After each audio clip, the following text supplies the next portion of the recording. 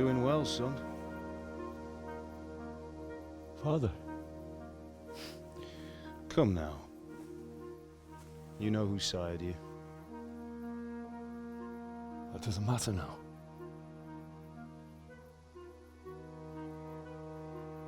I miss you, Amar. I miss you very much.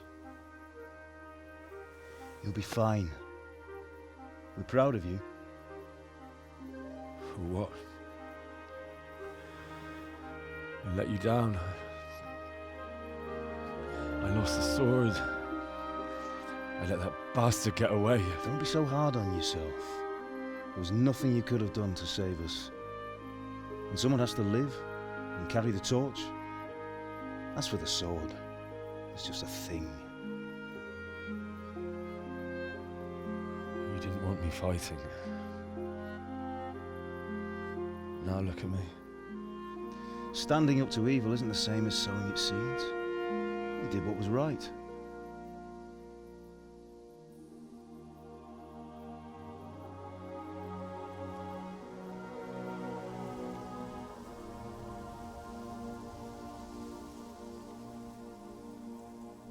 I have to leave you now. Oh, please. You know I can't stay.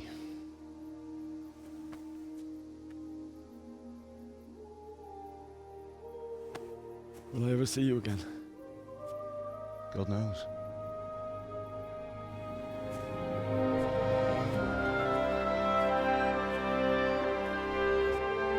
Make her proud.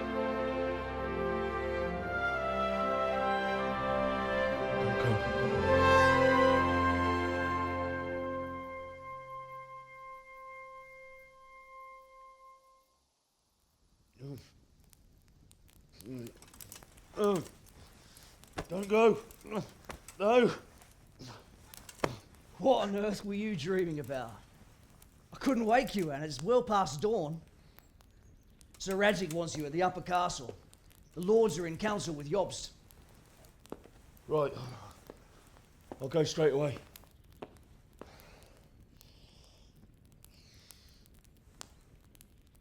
What is it? It's just... I don't know how to address you anymore. All of a sudden you're Sir Radzig's son, hobnobbing with lords and ladies. And here's me, as common as muck. Oh, give over, you idiot. Do I look like a lord to you? Not really. You're as much a lord as I am a nun. And I've never looked good in a habit. Get out of here! Or I'll have you clapped in the stocks.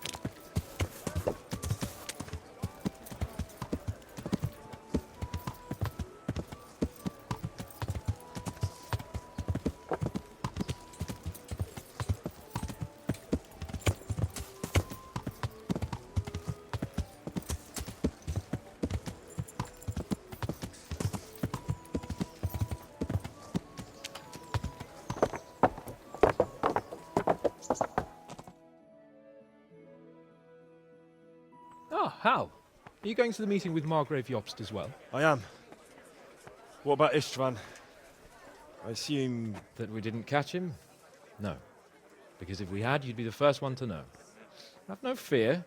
We'll get him eventually. I hope you're right. Anyway, let's go and see what Jobst wants from us.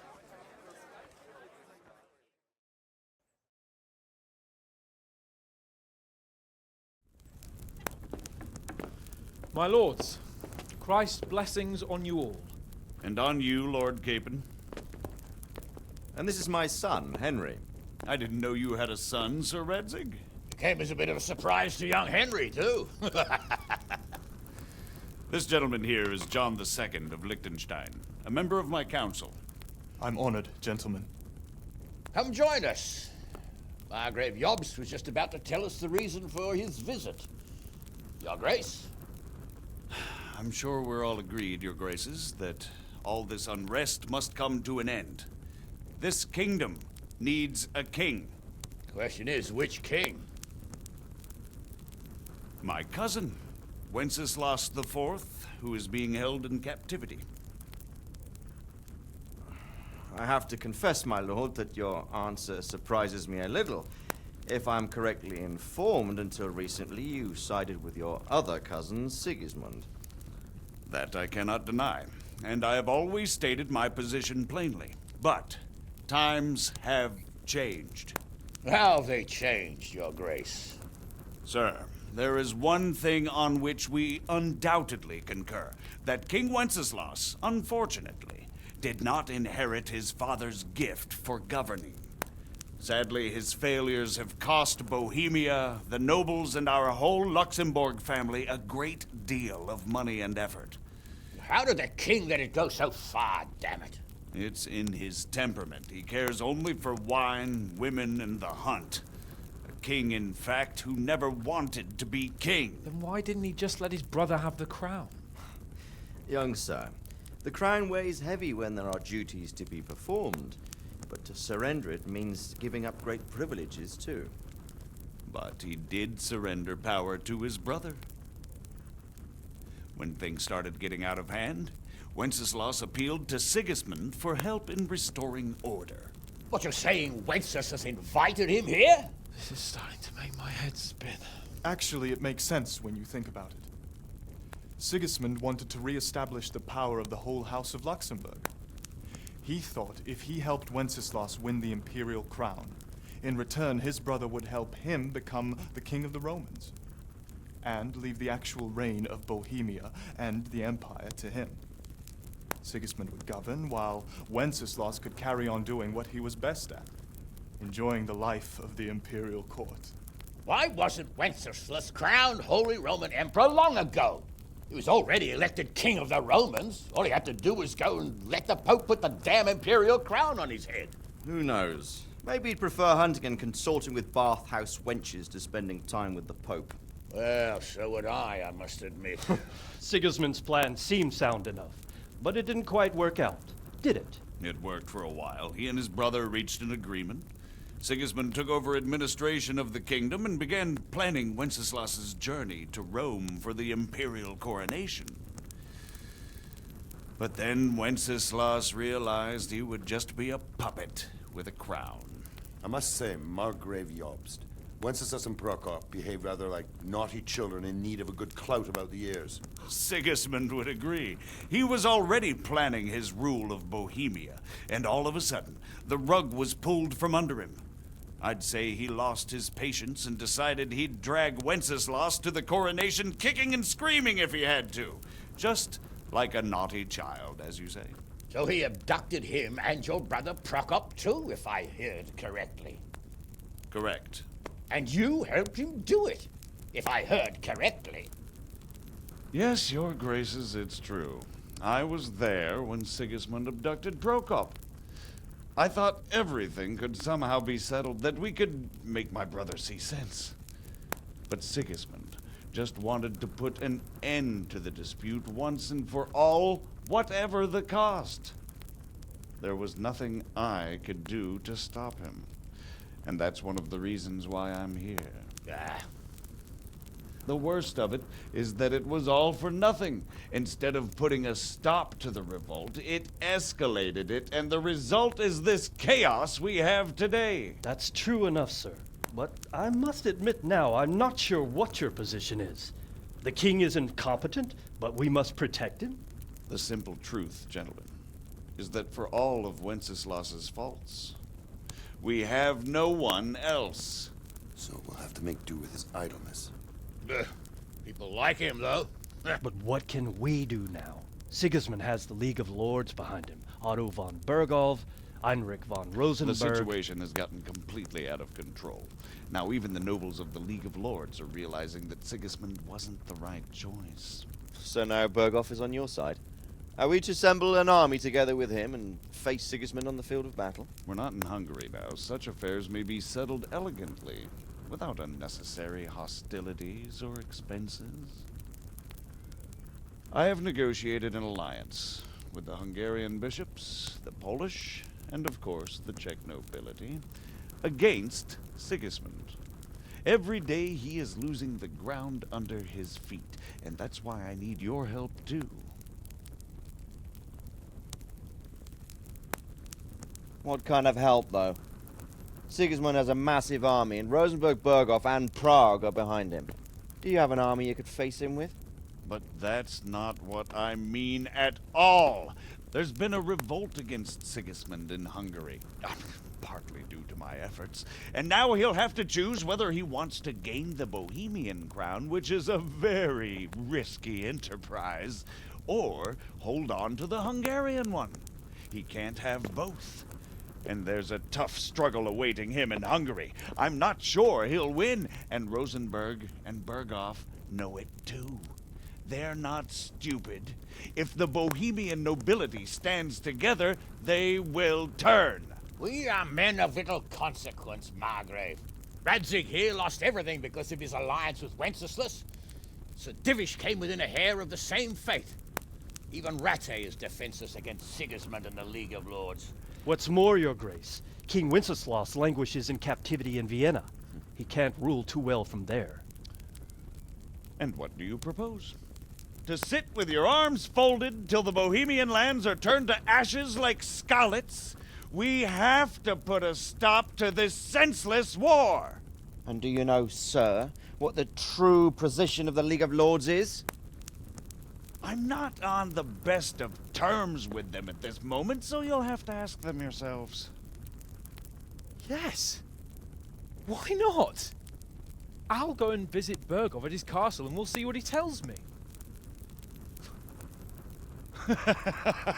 You know, that's not such a bad idea, young sir. True. Though a little risky. I doubt Berghof would harm a blue-blooded envoy. And you can find out what he has to say about developments and what the League of Lords is planning. Then we'll decide what to do next. I'll help you compose a letter to him. I'd like Henry to come with me. Why not? He's proven himself an able investigator, and he'll also be a good bodyguard if anything should happen. And I'll send Sir John here to Kuttenberg to be my eyes and ears there. I believe both your reports will help us get a better grip on the situation.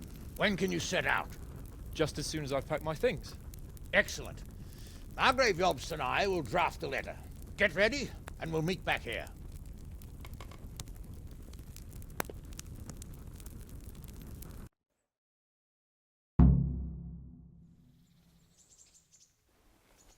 I expect it would be best to write it in your name as Lord of Lipa.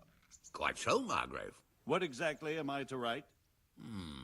Oh, what isn't really the issue. The question is how.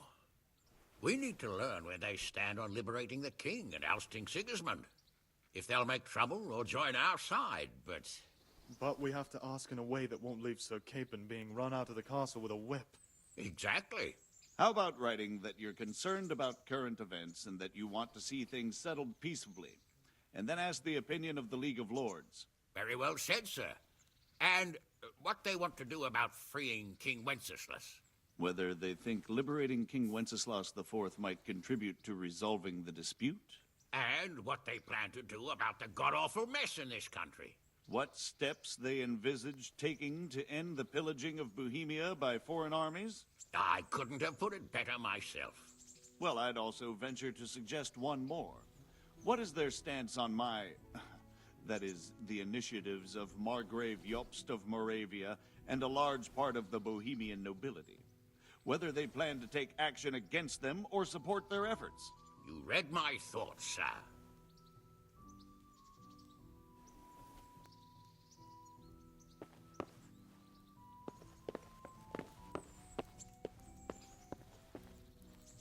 So, what do you think of Margrave Jobst, Bernard? From what I've heard about him, I wouldn't trust him if he told me rain was wet. I feel the same. It's never wise to trust a man who's turned his coat more than once. Exactly. And I don't buy that business with Prokop.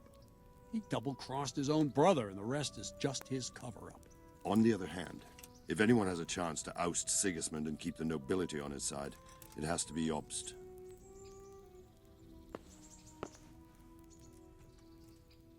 Good health to you. What do you think of Job's speech, Sir Robard? Honestly, lad, I wouldn't trust a word he says. He'll drag us into something, and when the going gets tough, he'll turn tail and leave us to deal with the consequences. And who is this Jobst exactly? He spent 20 years wrangling over Moravia with his brother, Prokop. Then they suddenly reconciled when Sigismund was captured in Hungary, and they went plundering there, claiming it was with the aim of liberating him. When Wenceslas sent them to parley with his enemy, Rupert of the Palatinate, the pair of them turned coats on the spot, took sides with Rupert, and together with the League of Lords and the Meissen nobles laid siege to Prague. But then they made terms with the king. He agreed to hand over part of the government, and they sent the Meisseners home. This is no ancient history I'm talking about. It was only 2 years ago, and now, suddenly, he's Wenceslas's greatest ally. Can you trust someone like that? Do you think that rescuing Wenceslas will help the country, sir? God knows. The king is a drunkard. If he governed instead of boozing, wenching at the baths and hunting, there'd be peace and order. Quite honestly, I'm not surprised the Germans deposed him, or that Sigismund's patience ran out. Why? Wenceslas himself sent for Sigismund to help him, and made an agreement with him. And when Sigismund started acting as agreed, Wenceslas double-crossed him and claimed the agreement was invalid, just because he no longer liked it. What would you have done in Sigismund's place? On the other hand, now we've seen what Sigismund has been getting up to here, it's clear he's no better a sovereign than his brother. And that goes double for Rupert, not to mention Jobst, who might well have his eye on the Bohemian throne too. So, all in all, we're probably best off with the drunkard. Better the devil you know. And what about Prokop? Well, he stayed on the king's side, for most of the time at least, largely because they're birds of a feather. He's not keen on governing either, but woe betide anyone who tries to take control away from him. Then he would turn on his own brother, literally. He often behaves like a rebel, just in grander style. What do you think Sigismund's after? I'd say he wants to restore the empire to its glory days under his father, Emperor Charles, which his brother seems incapable of doing.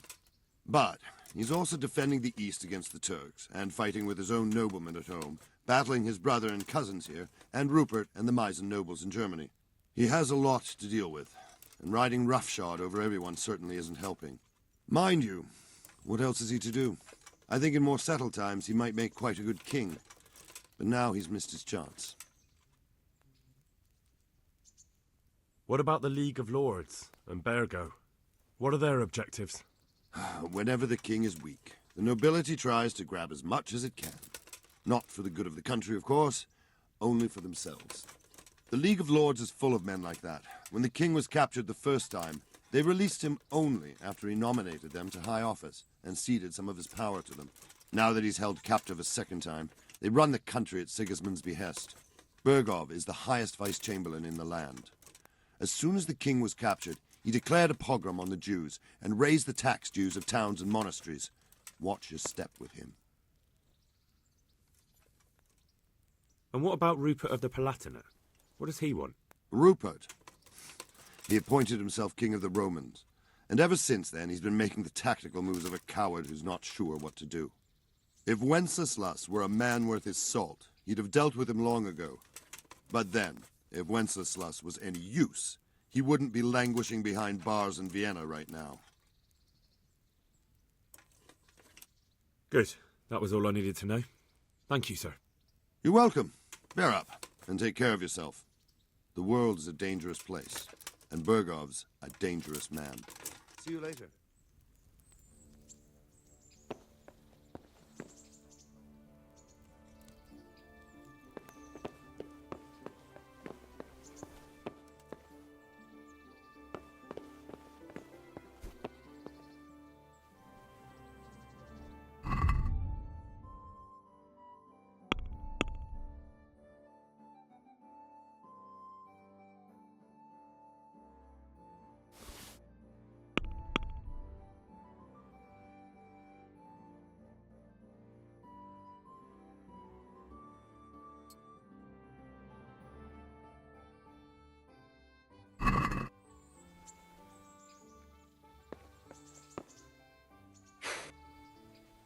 So, it looks like you're off on a mission. Yes. I can't wait. I don't want to dampen your spirits, my boy, but watch out. These are evil times, and who knows what can happen along the way. Not to mention that Bergov is no saint. Don't worry. I know. You've shown you can fend for yourself, but do take care. You'll be traveling as Lord Capon's bodyguard. You'll be there to make sure nothing untoward happens to him. Keep your eyes peeled and your ears wide open. What Bergov tells you is one thing, but what you see may be quite another. Rest assured, Father. And don't get embroiled in anything else. Just hand over the letter, hear out his reply, and return. Yes.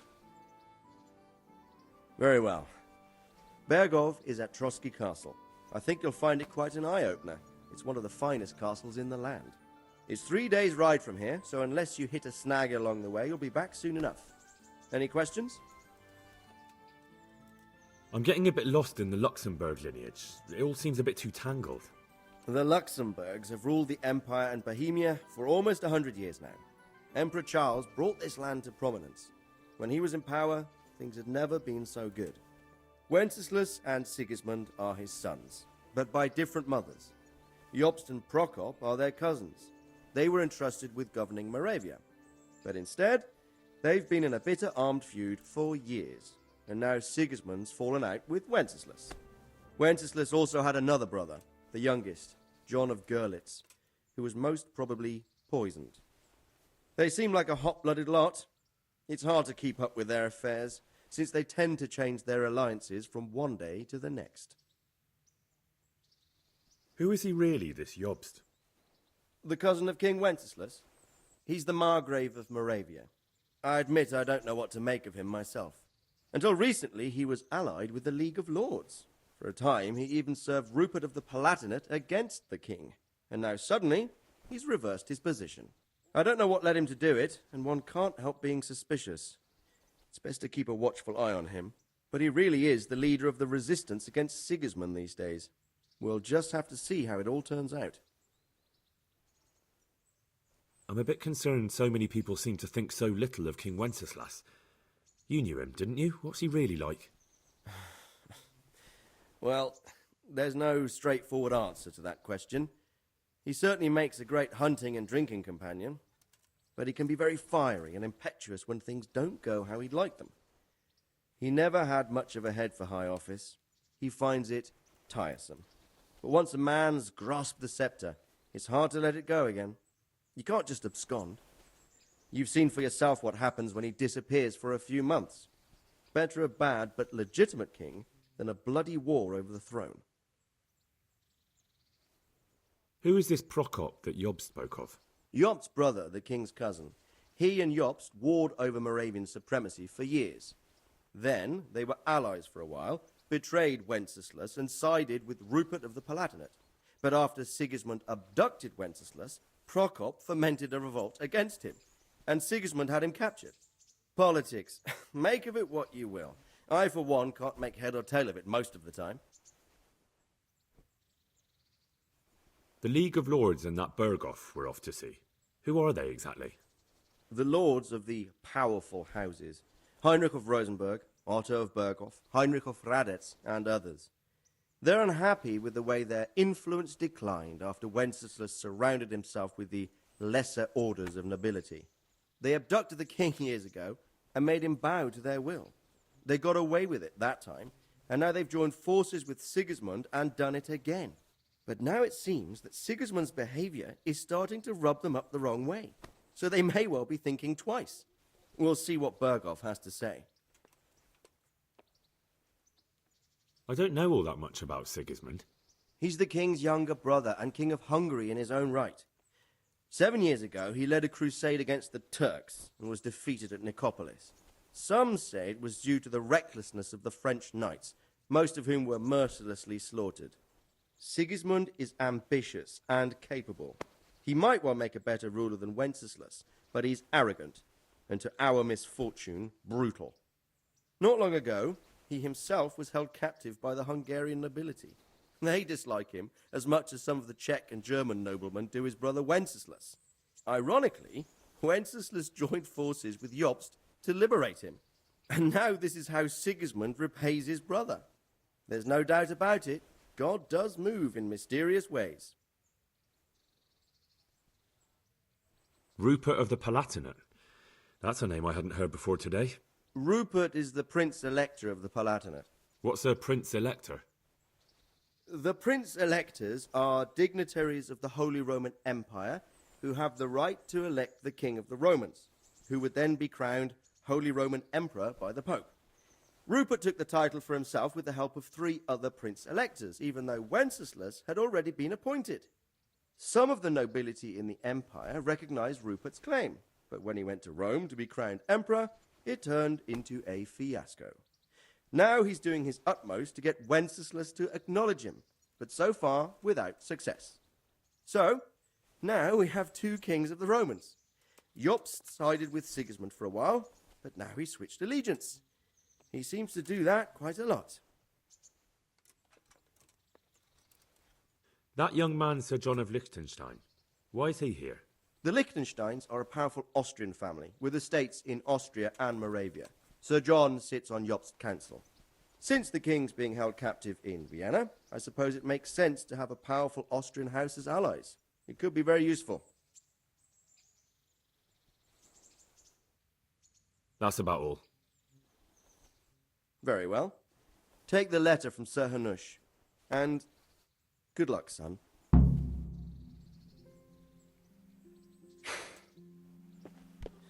So what do you think of it all, Sir Divish?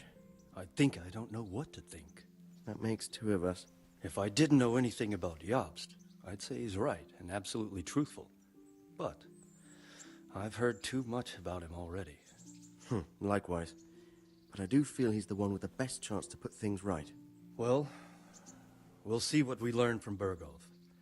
If the League of Lords stands with Sigismund, then our chances pale, in spite of everything Jobst said. We shall see. We shall see.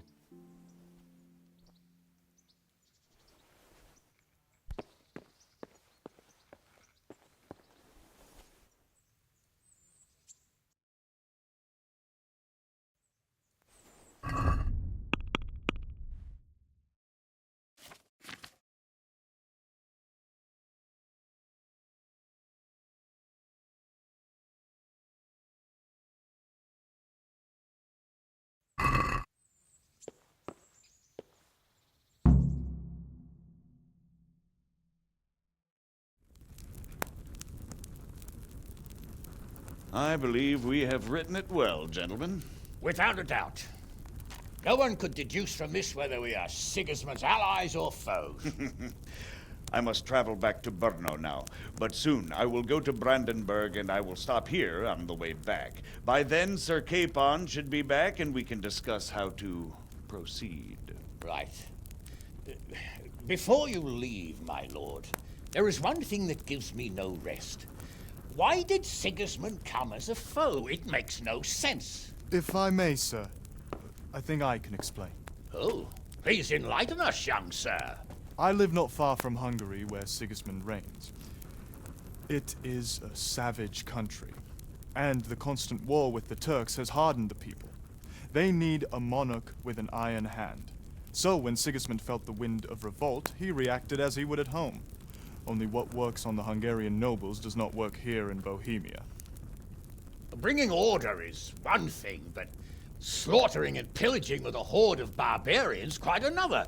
What purpose does that serve? But Sigismund did give the Bohemian nobles a chance to take his side. It was only when they refused his ultimatum that he lost patience and took to the sword. As for the barbarians, he could afford nothing better. The Hungarian nobility would gain nothing from joining his campaign in Bohemia. He didn't have enough coin for a regular army, and so he recruited the Cumans. What he does not pay them, they make up for in plunder. But in the end, he didn't have enough to even satisfy the Cumans. That's why he raided Gutenberg and Skalitz. He wanted the silver. That makes sense. My lords, how's the letter coming along? It's done. Then we can be on our way. Now remember what we said, boy. All you have to do is deliver the letter, listen to the answer, and come back here. Don't provoke Berghoff in any way. Provoke? Me? Never, Uncle. We'll be back in a few days. Farewell, your graces. Come, Henry, my men are waiting. I wish you Godspeed.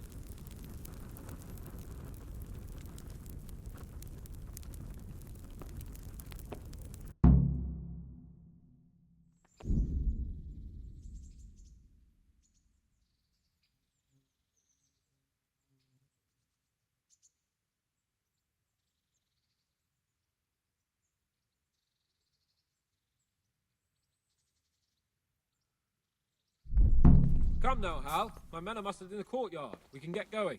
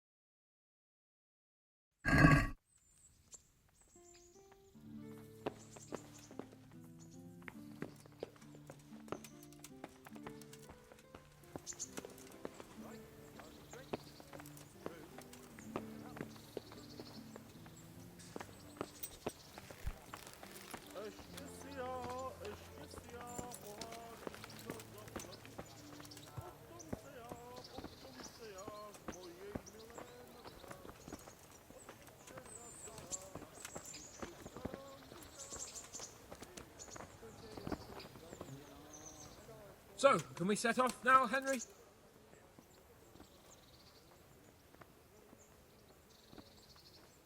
Of course. I can't wait. So, to horse! The Lord of Berghoff is bound to be waiting as eagerly.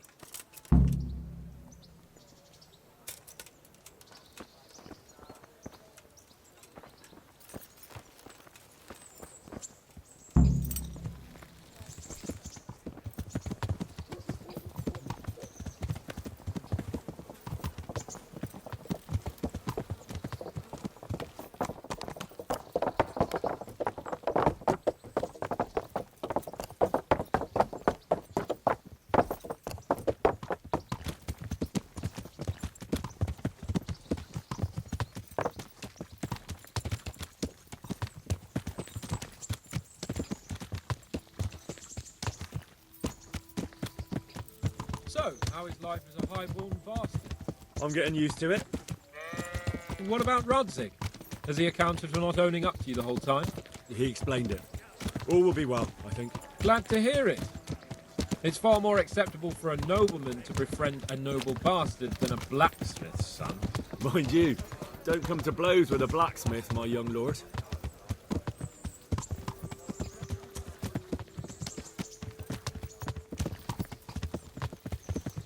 What do you think about Sir Jobst and his plan? Well, I admit all the scheming has me a little lost. I thought Sigismund was the devil, Wenceslas a martyr, those on his side the heroes, and those against him the villains. I believed we'd rescue the king and all would be well again. But now it looks a lot more complicated. Yeah, exactly. I didn't expect the noble lords to be as noble as the angels, but I hadn't expected such a sewer. They behave like children. I can't fathom how after all this backstabbing they're somehow still on speaking terms. I don't know either. Beggar's belief.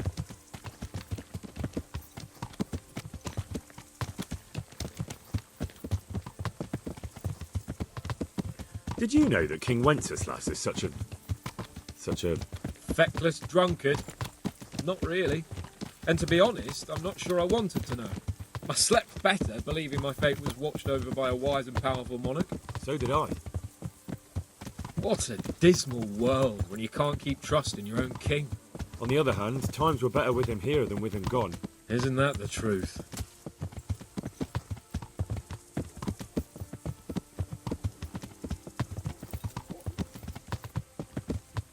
What do you think of Sigismund? If I were him, I'd have had enough of my brother even sooner. But he's a monster. Look at what those hordes of his are getting up to here. What he did in Skalitz. True enough. On the other hand, if Wenceslas and Prokop hadn't double-crossed him, none of this would have happened. No one forced him to burn Skalitz. That's a fact. But he couldn't let them shit all over him either. Not that I'm defending him. He's a weasel. No doubt about that.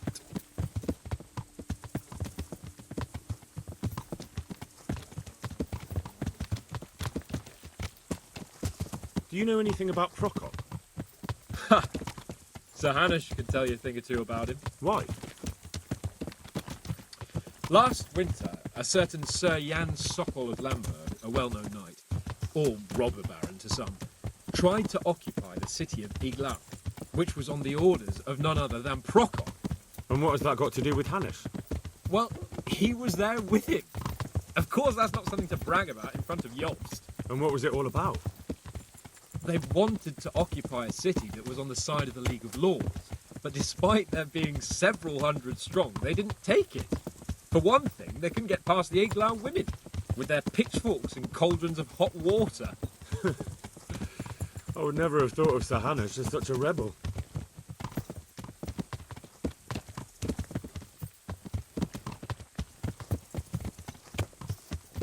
And have you heard anything about Rupert of the Palatinate? A little. He can't manage even to wrest power from a king who doesn't much care for ruling and isn't fighting back. That doesn't seem like a man who has what it takes to rule. And that's all I need to know.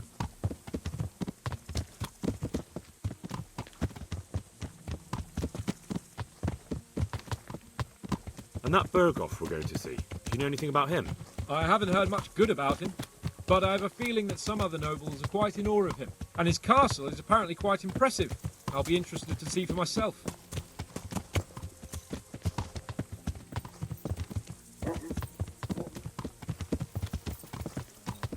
And what about the League of Lords? Wealthy, pompous. The king doesn't seem to like them much. He's chosen to let the lesser ranks of the nobility into his circle, men like your father. I admit I don't blame him one bit. But the lords weren't happy about their lost influence, so they put their foot down. If I were Wenceslas, I'd have let them hang after they abducted me the first time. But he gave them seats at the provincial council? Little wonder they're back at their old tricks.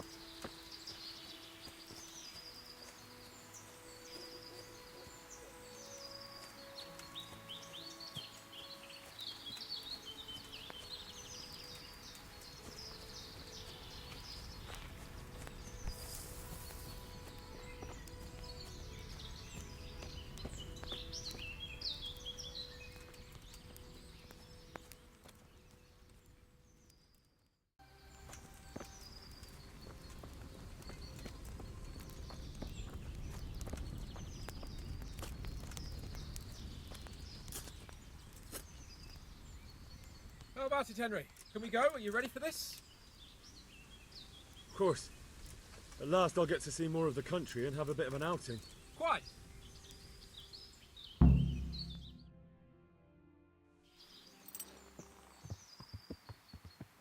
Let's get to it then. I finally have the feeling we're doing something worthwhile. We're helping to save the king. Instead of saving his drunken majesty, I'd rather find that whoreson who murdered my parents, get the sword back from him, and skewer him with it. Cheer up, Henry. I have a feeling you'll get your chance one day, and it won't be long in coming. Forward, men! Audentes fortuna juvat!